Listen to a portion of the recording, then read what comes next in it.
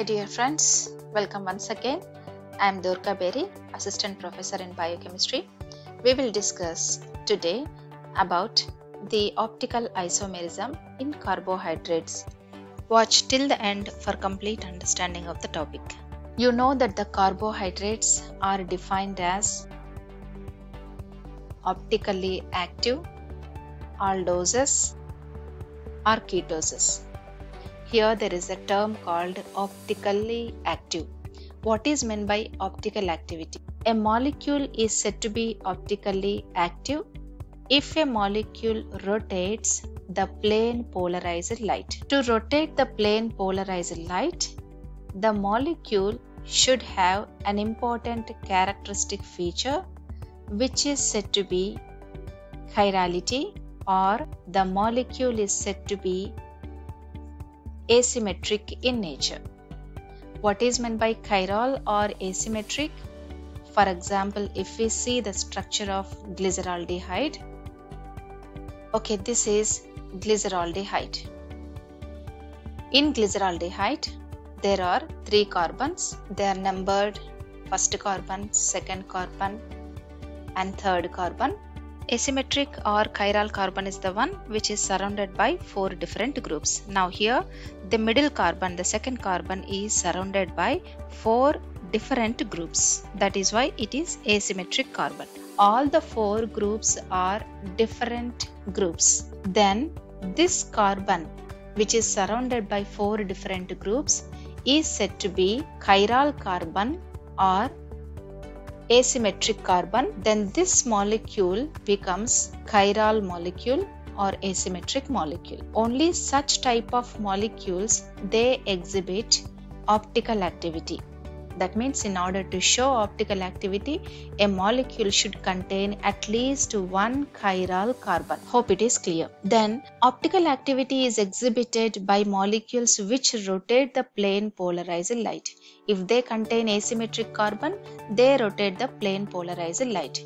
What is meant by plane polarized light? Usually, light oscillates in different directions. It oscillates in all the directions. Normal light, it oscillates in all the directions. If a light is vibrating in only one plane, then this light is said to be a polarized light. This polarized light, plane polarized light, is produced by an instrument called polarimeter. Okay, so plane polarized light is the one which vibrates in only one plane. It is very clear now. What is optical activity? Optical activity is exhibited by molecules which can rotate the plane polarized light. Then what is plane polarized light? Here the light ray, it oscillates in all the directions. This light vibrates in all the directions, whereas here it oscillates in only one plane. Then this light is said to be polarized light. We need polarized light in order to find out whether the molecule is optically active or not. See here, this is how a plane polarized light can be produced. From this figure, it is very easily understood that this is the light source. Beside the light source, there is Nicol prism. This Nicol prism is made of island spar, which is nothing but transparent calcite crystals, which can produce a plane polarized light. This light source, it is usually sodium or mercury light, from which it is passing on to the Nicol prism. From the Nicol prism, the light that is coming out is the plane polarized light. This light passes through the solution which contain our test sample. After passing through the test sample, it passes through prism analyzer. Then at the end there is a lens system for observation, and when we observe through the lens system, we can observe the rotation of the light. We have seen that the light, plane polarized light, before rotation it looked like this, but after the rotation of the molecule, the light may be turned towards the right side or towards the left side. See here, this is the plane polarized light before rotation. If the plane polarized light rotated clockwise towards the right side, then the molecule is said to be dextrorotatory in nature. The molecule is said to be dextrorotatory if the plane polarized light is rotated to the right side. If the molecule rotates the plane polarized light towards the left side anti-clockwise, then the molecule is said to be levorotatory. It is said to be levorotatory, or it can also be indicated by a symbol called minus. It is the dextro molecules can also be indicated by the symbol plus before the name. See this glyceraldehyde which I explained to you during the configuration. According to configuration, they are said to be capital D glyceraldehyde, means the hydroxyl group is towards the right side. Capital L glyceraldehyde means the hydroxyl group is towards the left side. Though here the D glyceraldehyde, it is, can you say now, it is which rotation? Optical activity. That means it is rotating the light towards the right side in around 13.5 degrees. The plus symbol indicates that it is dextrorotatory in nature. Whereas this L-glyceraldehyde, as we can see the minus symbol, minus 13.5 degrees, it is levorotatory in nature. Here, the capital D refers to the configuration, whereas this symbol, plus symbol, means it is the optical activity. Hence, we can write for the D-glyceraldehyde like this, D plus glyceraldehyde,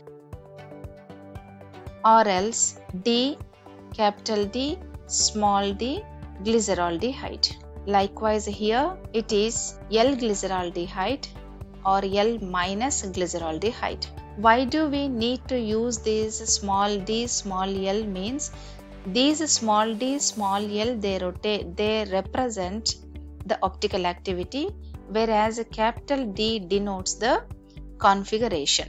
Do not confuse between the configuration and optical activity.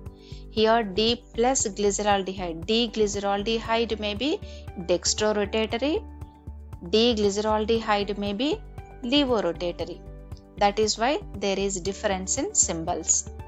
If it is in this case, here in this case, it is said to be D-glyceraldehyde, D plus glyceraldehyde, because the optical activity is plus 13.5 degrees, which is dextrorotatory. We know about the optical activity, and we have seen how the optical activity can be measured with the help of polarimeter and the construction or parts of the polarimeter.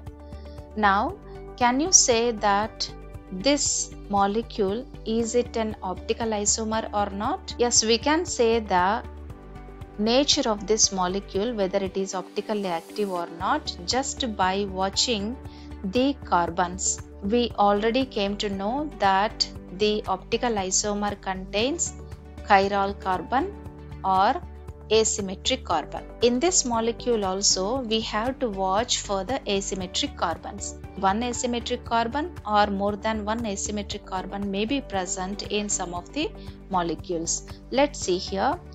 First carbon, second, 3, 4 and 5, 6. 6 carbons are there. It is a hexose. We know that it is the structure of glucose. First carbon is not asymmetric because it contains the double bond. Let's see the second carbon. The second carbon, it has 4 bonds.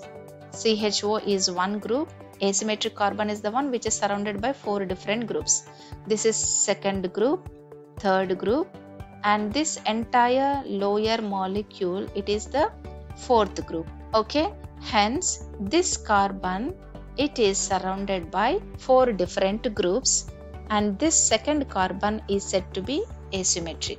So C2 carbon is asymmetric, And let's see the third carbon. This third carbon is also surrounded by 4 different groups. This is one group, second, third, and this is the fourth. Hence, C3 is also, third carbon is also asymmetric. Now we will see the fourth carbon. First group, entire upper one is second group, third group, entire lower one is the fourth group. Hence, C4 carbon is also asymmetric. We'll see now the fifth carbon. Entire this group is one group, second group, third group, fourth group. Hence C5 is also asymmetric. C2 is asymmetric, C3 is asymmetric, C4 and C5 is also asymmetric. You can just make out. But C6 is not asymmetric. Why C6 carbon, the sixth carbon is not asymmetric means it contains 2 hydrogens. That means 2 similar group. If we expand the sixth carbon, it look like this. This is the sixth carbon. Okay, it contains 2 similar groups. That is why the sixth carbon is not asymmetric. Now, in this particular molecule, in this monosaccharide, there are 4 asymmetric carbons, and we can calculate the number of optical isomers. If there is one asymmetric carbon is there, then it leads to the production of 2 optical isomers. If there are 4 asymmetric carbons, how many number of optical isomers are present? We just can calculate using a simple formula of 2 to the power of n, where n represents number of chiral carbons or asymmetric carbons. See, in this particular monosaccharide, it contains how many asymmetric carbons? Second carbon, third carbon, fourth carbon and fifth carbon. Total 4. Hence, n is equal to 4. Then, if we fit that into the formula, it is 2 to the power of 4, which is 16. Hence, this compound has 16 optical isomers, among which 8 are dextrorotatory and 8 molecules are levorotatory in nature. Together, 16 molecules can be produced. And one more important thing is a racemic mixture. Usually, if there is only one asymmetric carbon, it produces 2 optical isomers said to be dextro and levo. If in a solution it contains equal concentration of both dextro and levo isomers, then this mixture is said to be racemic mixture. The equal amounts of both dextro and levorotatory which cancel each other, thereby we would not observe any clear optical rotation, then this mixture is said to be racemic mixture. Let's sum up. We have seen what is stereoisomerism and configuration. For the configuration, glyceraldehyde is taken, and why many carbohydrates have same formula means it is because of the stereoisomerism, different arrangements in the space. And we have seen optical isomerism, which is because of the asymmetric carbon and the rotation of the plane polarized light. We also have defined the racemic mixture, which contains equal quantities of both D and L isomers in a solution. Then stay on this slide for a moment. Answer these top 4 questions in the comment box. We will come up with another video in the next session. Meanwhile, you introduce this channel to others, like, comment, share and subscribe.